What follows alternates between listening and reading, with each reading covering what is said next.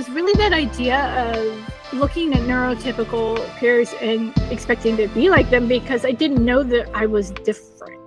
I just didn't understand that my brain just worked different. And so I'm a square peg trying to be forced into a round hole. Welcome to another beautiful day and another wonderful podcast with another wonderful lady called Catherine Hicks.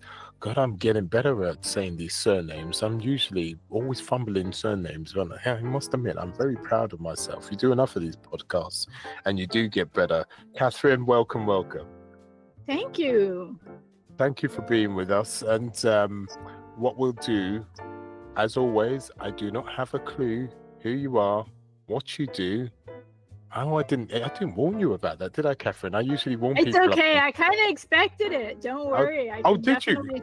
Hold on. I like to surprise people. How did you expect it? I'm disappointed. Well, this isn't my first podcast, so I've definitely, gone through a few of these before. So definitely, I have, that general introduction ready for you to tell you a little bit about myself, if that's what you want to hear. Yeah, don't worry, I'll guide you. That's not a problem. But it's, as always, I never know what anybody is or who they are, or etc. And I like it like that. Just have a conversation. So what I'm going to ask is, as I ask everybody, what do you do in your business to help people be successful? And then we'll go with the flow from there.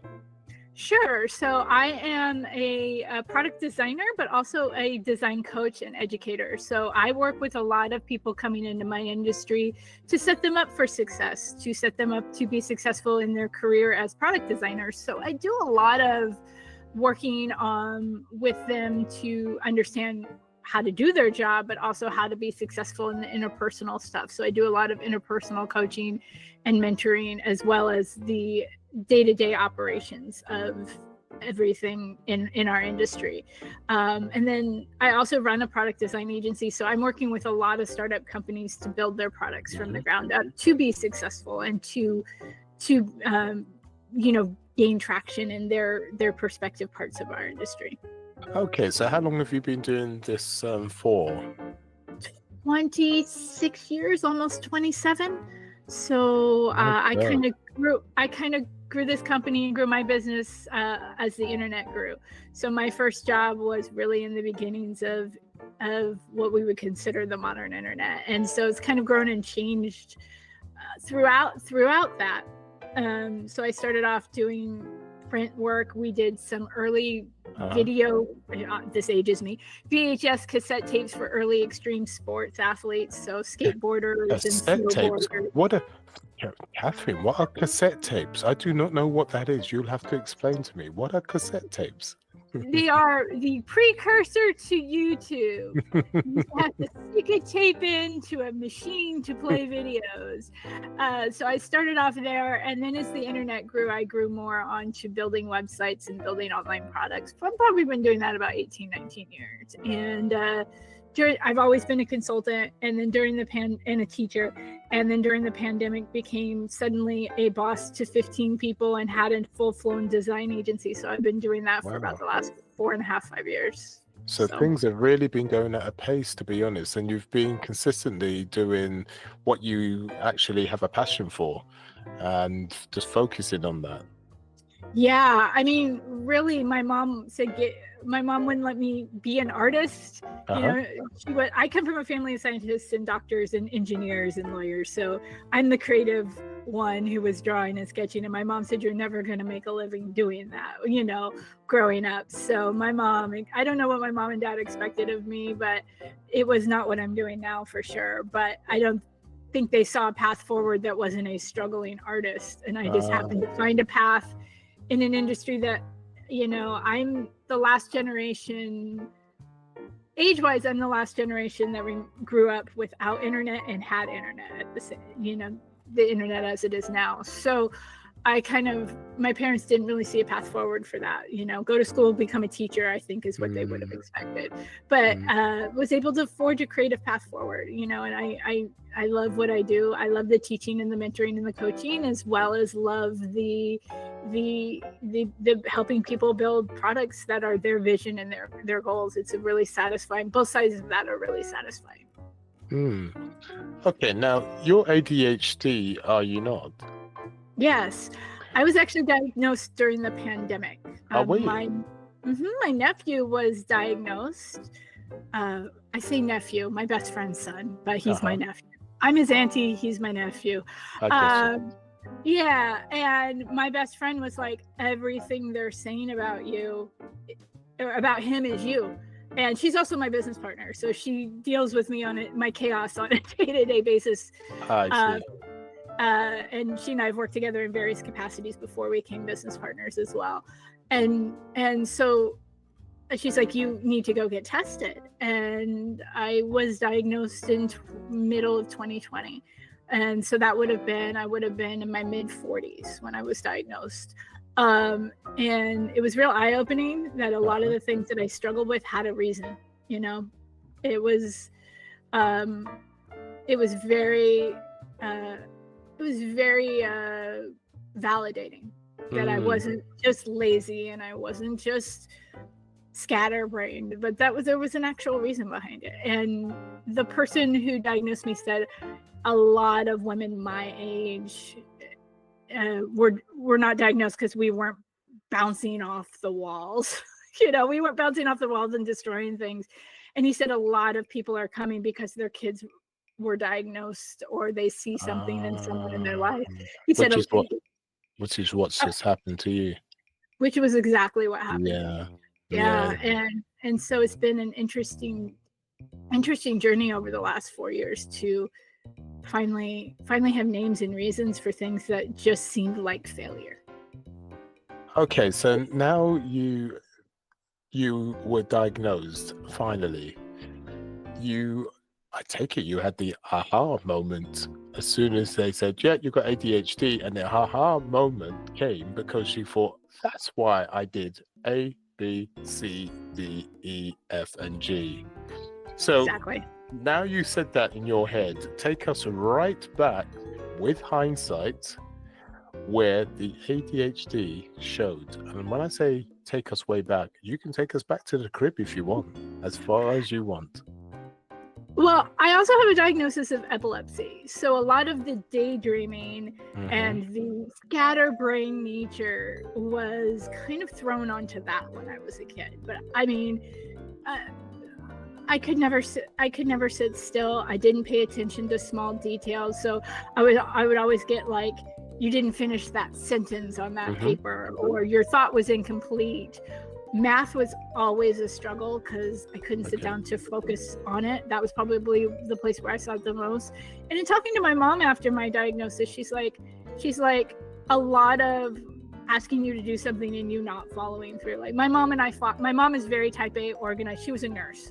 So she's very, very clinical, very type A. Her house was in a particular order.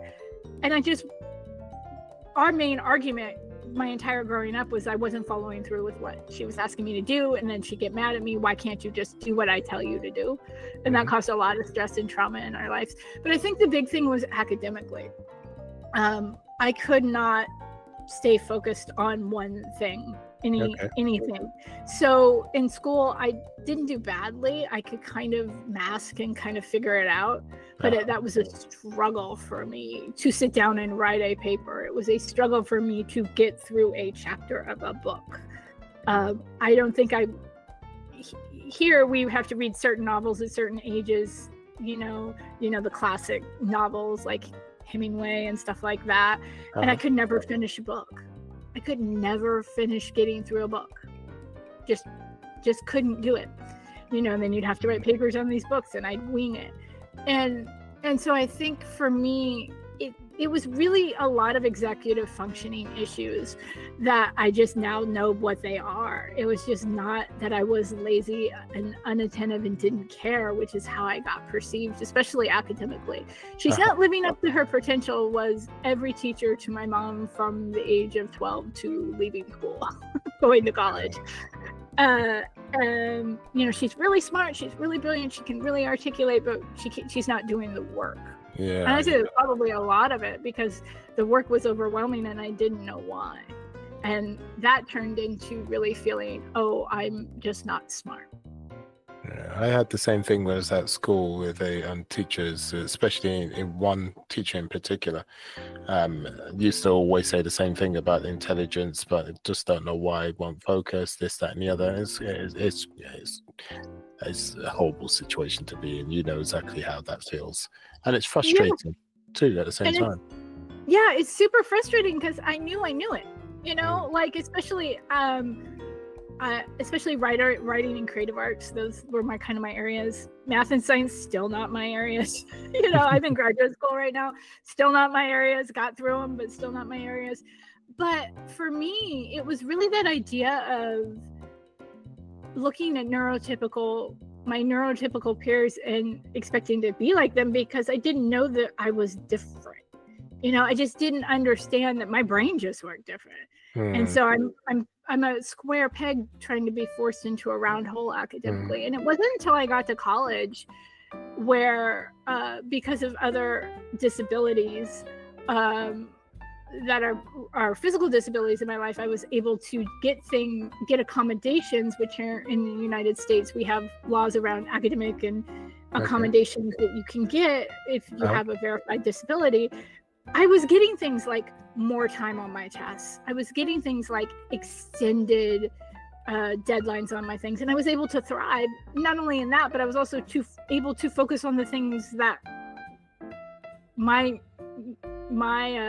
brain really enjoyed. So I was able to take the art classes and take more of the English classes on writing instead of reading. And so it wasn't until college that I felt academically even remotely successful.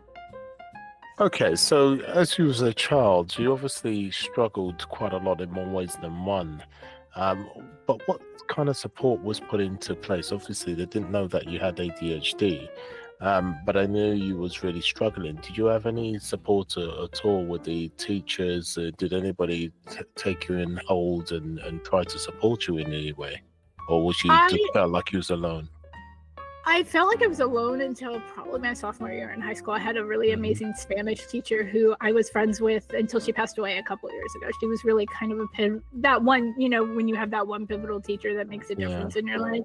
She was like, you can do this. You just need to take more time with it. And I used to start school at 6 a.m. for band practice. I was a musician in high school.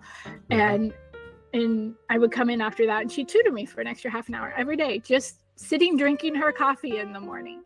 And she was really she was an amazing teacher. She had like 800 people at her funeral, and I'd say probably 700 of that was former students. She taught at my high school for like 30 years. She was an amazing woman. And even as an adult, when I was stressed out starting my business and starting it, she was at my high school graduation, she was at both my college graduations, and she was an amazing, truly what an educator should be.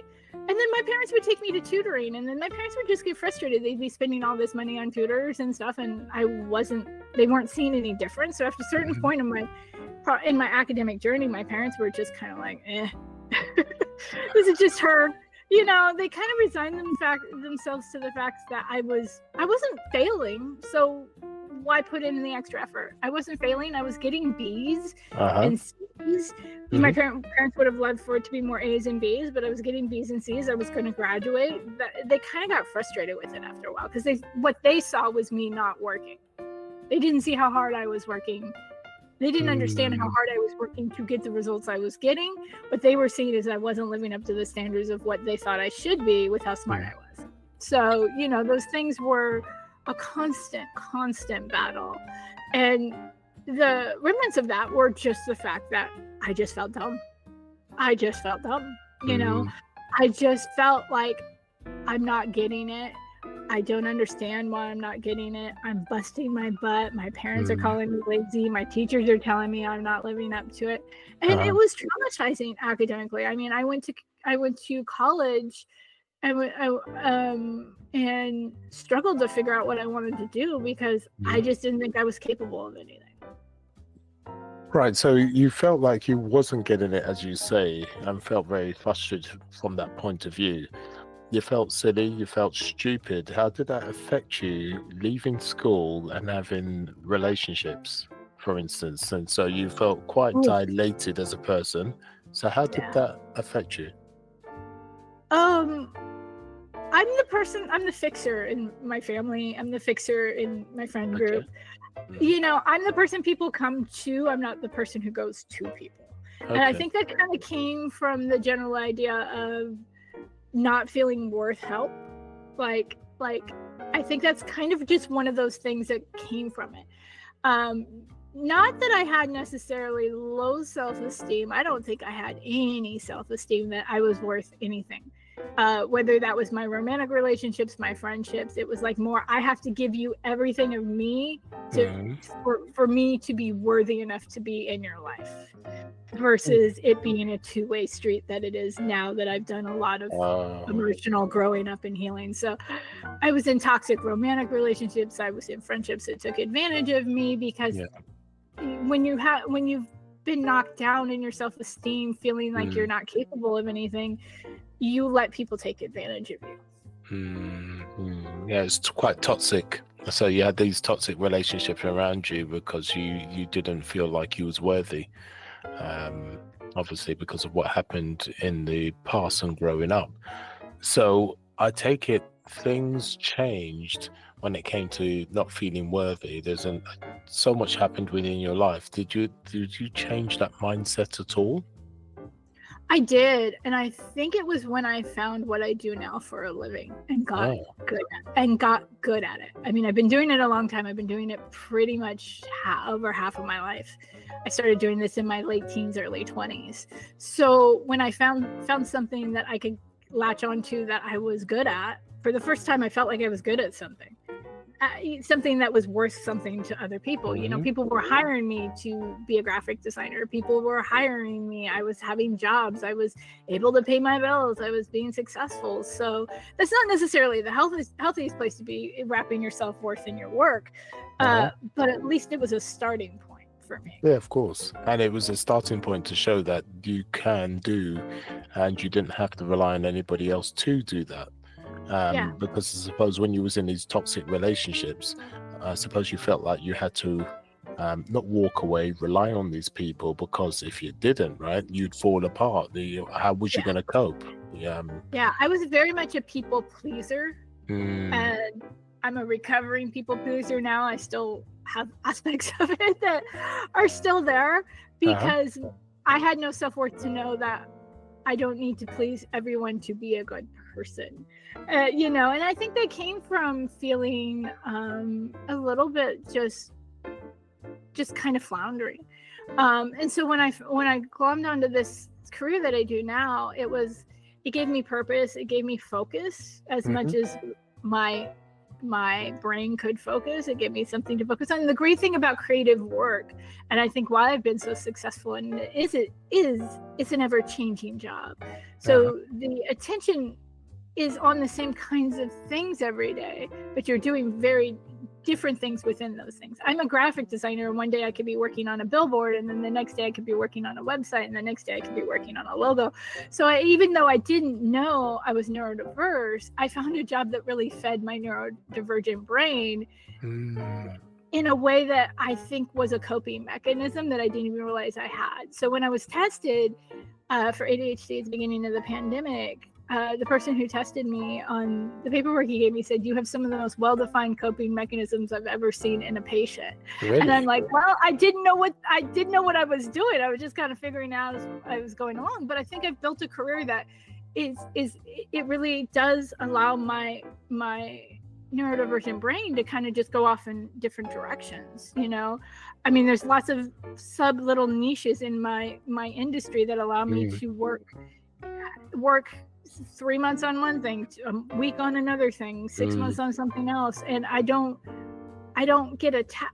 And I think that's why I'm a consultant as well instead of a full-time employee, because my brain just wants to bounce around. But I found a job where that's acceptable. I found a group of people who are also just like me. You know, you get the generic idea of flighty artists, and I think that I think a lot of us are neurodivergent. I think that's part of the reason why, you know, you get a very stereotypical version of what a creative person is, because I think a lot of us have glommed onto this because it's exciting and it feeds that dopamine hit that we all need. Well, I totally get you because I'm a person, I've got to have dynamics going on in my life. I can't have one thing going on. I get bored very easy. I don't feel I'm expanding. And then I think, what am I doing with my life? And I get very negative. So I understand you have a job where you can be very dynamic. As you say, you're doing one thing one day, another thing another day, and then you can extremely be a consultant another day. So it keeps things interesting and pushes you as a person. Otherwise, you get bored, right? Yeah. I Yeah. mean, I've been on projects for like 12 months and I'm like looking for the door. I think that's about my limit. I've realized that about myself. Even 12 before months? For me, it's like 12 hours. 12 12 months is the longest I've ever held one project. Oh Normally my it's 3 God. months. Normally it's 90 days to Yeah, 6 months and I'm good. But even in those projects, I'm doing different things for people all the time. that's right. So it's not like I'm just doing the same thing every day. That would be murder to me if I was doing it for a week or a month. Like I always say, I have a little brother, and he and I are very, very different. My brother's a year and a half younger than me, so he's also in his 40s. He got his job his senior year in college, so he was 20. He's only had that job his entire life. Wow. Like his entire adult life, he's had one job, and I'm like, shoot me, no way. Absolutely no way. No way could I have done that. And he has a job with the government, so it's a really good job. He set himself up to be able to retire with a pension and still have 20 years to work on whatever he wants. He did it the right way. I just would have been miserable. Yeah. So for me, it was just not going to be an option. And it's very interesting that we were raised by the same set of parents and just have two drastically different approaches to life. And he's very neurotypical in every way. He's very he's on the information technology side of the world, so he's a programmer, and he's more like my dad was an engineer, so he's definitely more like my dad. But I think of that and I'm like, I've literally worked, probably in 25 years, I've worked with over 150 clients in the corporate professional career, and that's probably a low estimate. That's kind of the number I give people, but that's probably a low estimate. And there's no way I would be still doing this if I had stayed in one or two jobs. Like I said, I think the longest I've ever been with any one project is 18 months. And even in that 18 months, I was working on other things too. So well, that's amazing. Speaking about your brother though, now you're very much different. Come see, come saw. All right. How was that growing up? What was the comparison there? How difficult was that for you? Because I'm sure there was a comparison when it came to the parents and everything else. How did that make you feel? Oh yeah. Well, it was more. My parents split up when we were teenagers. So when we were teenagers, from the time I was 13, he was 12. The time we left home, we were never living together. So we had a really unique sibling relationship in that regard.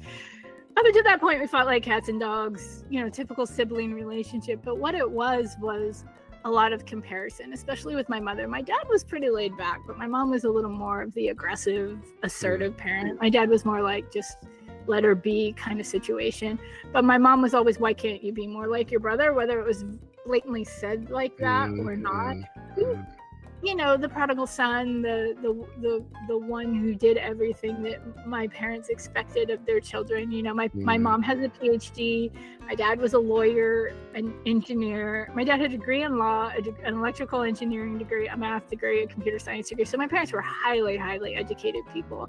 My mom is still alive. My dad has since passed. But so when they got their kid struggling academically, they didn't know what to do with me. They would just say, well, your brother is in harder classes than you, and he's a year younger than you. Those kinds of things. The comparison was constant, but not always overt. And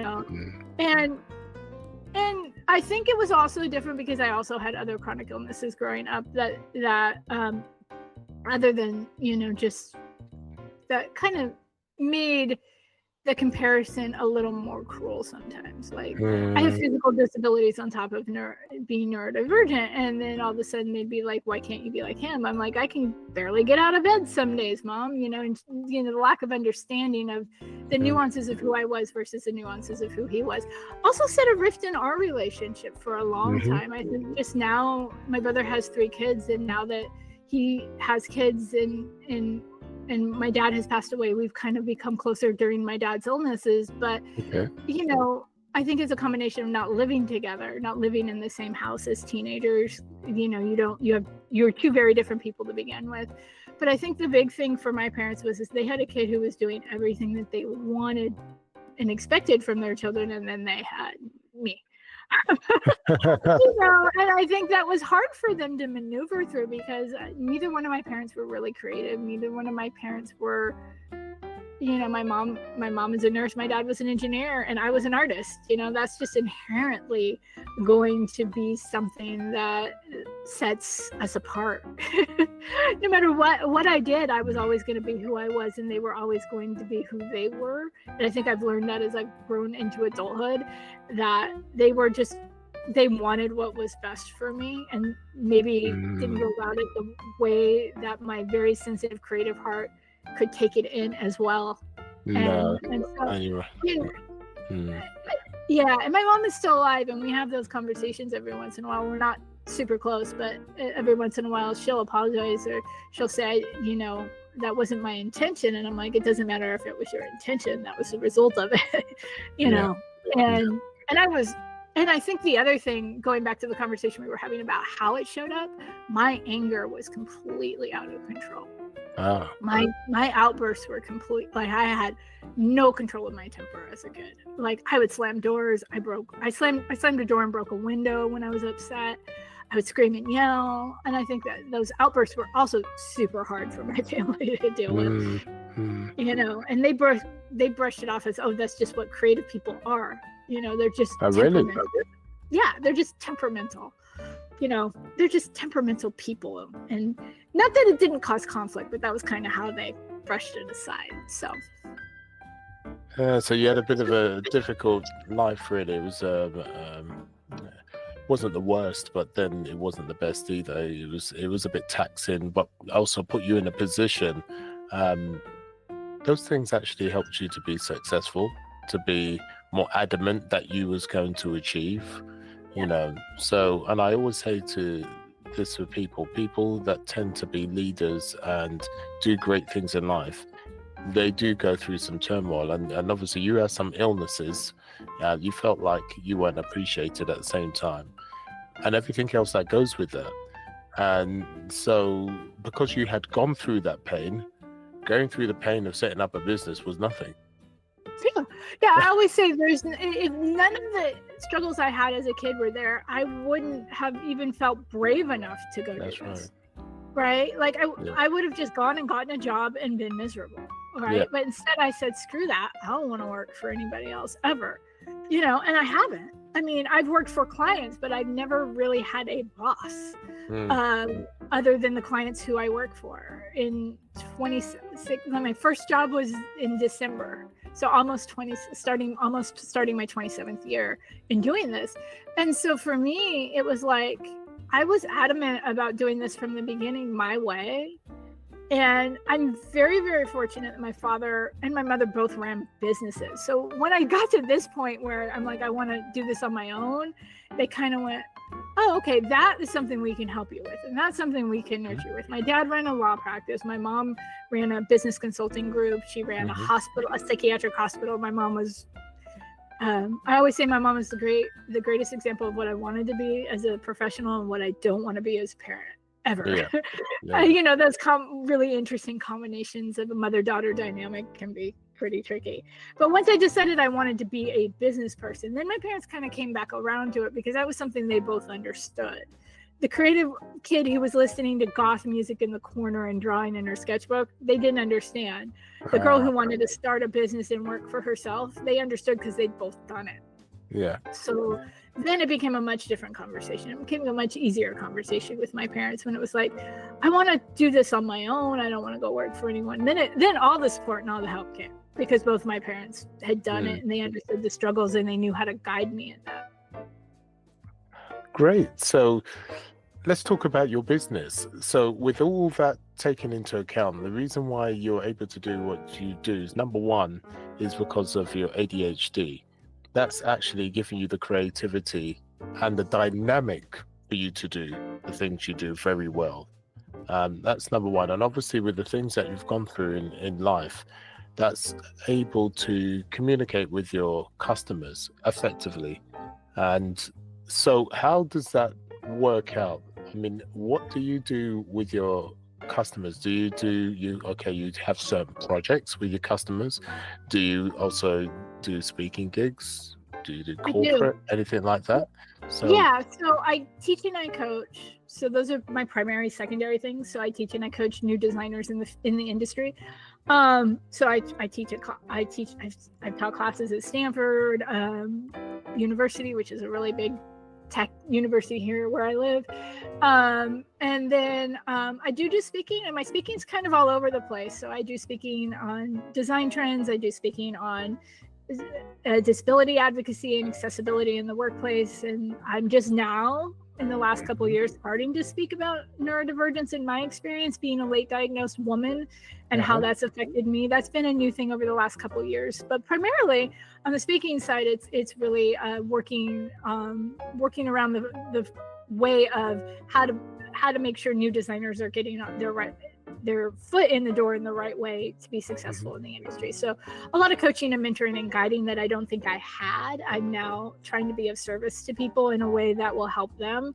I think it's kind of done a lot of that healing of all that stuff that I missed. And I love doing that aspect of it. So it's a lot of workshops. It's a lot of that. I don't do a lot of corporate speaking just because I'm not a real corporate person. I mean, I'm in a hoodie and a sweatshirt. That's kind of my MO, getting dressed up in a suit to not even just for that one day. No. I'm not a big corporate girl in general. I don't have a lot of corporate clients. I work primarily with startups. I just realized it just grates on against my personality a little more than I'd like. Like, I've done corporate work. I worked for Apple. I've worked for Amazon. I've worked for Google. And those have been the most miserable months of my professional existence. Really? And I just realized early on that that's just not where my heart lies. So no, would I get dressed up to go talk at Google? Probably not, unless the situation was very specific to something I felt I had something to say that would be beneficial to the people in the room. I never say never in this life, because when you say never is when, you know, the universe laughs at you and puts it right in front of you. I will say that's not my primary areas of focus. So so hold on, we're doing reverse psychology here. So you're not saying never because you never want it to happen. And that's why you say that. I see. Because the universe has a sick sense of humor. When I say I never want something to happen, it happens. So I'm just like, no, will just leave it, you know. And I've also had a couple of really great opportunities in bigger corporate situations, whether that's from doing client work or stuff that I've been happy with. But for the most part, I feel like my strengths are not in those areas. And I think that's something I've learned, especially over the last 4 years since my diagnosis, is not to push myself into those, to be that square peg in that, trying to push myself in that round hole. I used to do that out of fear of not being successful. And I think what the last 4 years have shown me, especially since my diagnosis, is that I don't have to do that. There are plenty of ways to be successful in ways that are comfortable for me. In my neurodivergence, in my physical disabilities, there are ways that I can be successful that I don't have to go, my goal is to give a TED Talk, which it used to be. If you'd asked me what my speaking and my goal was to give a TED Talk, now I'm like, thought of dealing with that? No, thanks. I don't feel that that's a level of need to be successful. And in the beginning of my career, it was like, oh, you have to go work at Google or Apple or Facebook to be feel like I'm successful. That was kind of what I put on the parameters. And I'm like, you know, that because that's society's parameters. If you do what I do, those are the companies that almost everyone wants to work at. No, you're totally right. I mean, and I say to the listeners on here, to be successful just means getting to your goal. Successful doesn't mean that you've made $1 million. It doesn't even make you made $1 billion. Maybe you've just wanted to work with 5 clients, and that's success to you, and to keep those 5 clients, and that is success. It's not about how big something is or how wide something is. It's if you've achieved what you wanted to achieve. Yeah, I'll give you an example of that. I was working with a client who wanted to bring one of my employees on full time. And she and I were having the conversation. She's like, I love what I do. I don't ever want to be a manager. And I'm like, that's perfectly fine. I didn't want to be a manager until I got all 15 of you. That was a journey in and of itself during the pandemic, and I'm happy to do it now. But for me, I always say success is what makes you happy and fulfilled. It's not what makes other people happy and fulfilled. That's right. I've had opportunities to go into big corporations and be a manager and run teams, and that's not what I do. I'm a creative person. Like, I love the creative act. So I love the coaching and the mentoring of people coming into the industry. I'm satisfied with that. I'm satisfied with working on the projects I'm working on and helping people make their visions come true. I don't need to be making $1 million. I live in San Francisco, outside San Francisco, California. It's super expensive to live here. I do need to pay my bills, but you don't have to put another person's layer of what success is and make it yours. And I told her, if that's not what you want to do, just go into the conversation and say, that's not my long-term goal, and explain to them why. And she didn't end up leaving because she's like, that they saw that as being lack of, I think the word they used was lack of, the word does not want to come, lack of foresight, like lack of vision. That was the reason they told her. Yeah, lack of foresight.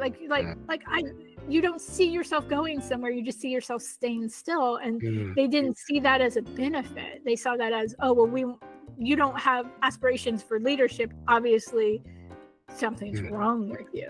And I've gotten that. I've gotten that a lot. Before, when I was just consulting, before I had a team working for me, I got that a lot. Like, where do you see yourself in 5 years is a question you will never hear me ask when I'm working with people, because I don't care. I want you to be happy in 5 years, whatever that is to you. I don't need you to say, I want to be a leader and I want to run a team of 20 people, because if that's not going to make you happy, I'm going to assume that's what you want, because that's what you're telling me you want. Yeah. And then I'm going to give it to you and you're going to be miserable. Just be upfront with me. And she didn't end up getting the job, and she still works for us, and she's happy. She leads the team. She leads our team of designers who work under her as a teammate, not as a leader. Meaning, she's our internal mentor. She's the person they go to if they have something, are struggling with something. They don't have to come to me. They have her, and she's a peer, so it's a different relationship. And I said that's just as valuable, if not more valuable, to have someone like you on our team than it is someone who's already looking ahead to outgrowing the role I'm hiring them for. So for me, success has always been, I want a roof over my head. I want to be able to travel. I want to be able to do meaningful work with good people. That's my level of success. If you ask me what success was, it's not, I want to make $1 million and have a private jet. That's just not who I am. It's being around good people, doing good work, being able to see the world, experience the world with the people I love. Like, I just took my goddaughter to Disneyland for the first time for her 9th birthday a few months ago, and I was able to pay for that because my company is successful. That was successful to me. Yeah. And you look at so much online of what people are saying, trying to sell you to be successful. And I don't know how many ads I get served. You can be successful if you just follow my 6 steps of whatever. And I'm like, that's your 6 steps. That's going to give you your definition of success. That's and right. What I work with my students, one of the first things we work with when I coach is, what does success look like to you? Not what does success look like to you, other people that you think it is, but what does it look like to you? That's the first thing we work on before we even start on building out your career plan, how to do it. So what does it look like to you? What kind of work do you want to do? Do you have a particular industry you want to work in? Do you have a particular company would make you feel successful? Like, I can tell you, the first time I went to work for Apple Computers, I felt successful. I felt like I hit that level in my career at a company that was that unique, because we're talking, this was the early 2000s. This was right around the time the first iPhone launched that I went to work for them. So it's a company doing something so unique and so different than everything out there. That was when I realized I was a successful designer. That wasn't making $1 million. I was barely making enough to pay my bills, but that's where success was for me at that point. And I think the more you can dial into what that is for you, the more your decisions become easier. How wonderful. I'm really glad for you, and I can see how you bring a lot of value to your customers at the same time, with the expansive experience that you have at the same time. How can they get hold of you? So if someone wants to get hold of you and they need your services, how would they get hold of you? We are on social media. We're just kind of relaunching everything. Yeah. We are at A Focused Design on all socials. AFOCUSEDDESIGN. 2 D's in there.